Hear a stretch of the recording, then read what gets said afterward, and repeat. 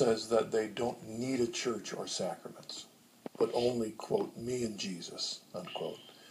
Is there any effective argument to give against that reasoning? And I would say yes, indeed, because Jesus has given us his church. The church is his bride. We are, if we are a part of his church and partaking of the gifts he has given us in the sacraments, we are participating in not only the body of Christ, but we are the bride of Christ. The church is mystically both bride and body of Christ. Why would anyone want to be separated from the church, which is the bride and body of Christ?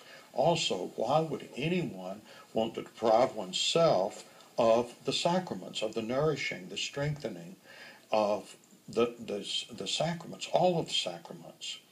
And so if a person says just what you've read, then that person is selling short both Jesus himself and the gifts of Jesus.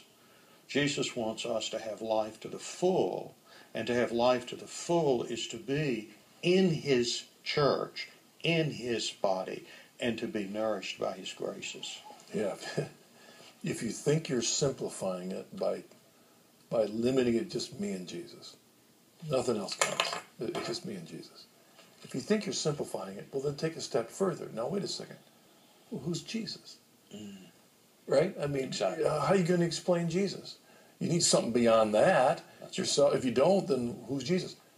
Secondly, who are you? We don't even understand ourselves very well as human beings with our sin and our will and our conscience and what's going on upstairs in our head.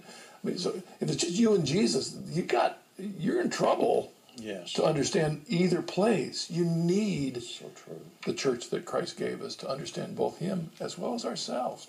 Exactly. To me, that's a big part of the catechism, is understanding what a human being is, yes. created in the image of God, and understanding our will and our relationship. So we need what Christ has given us.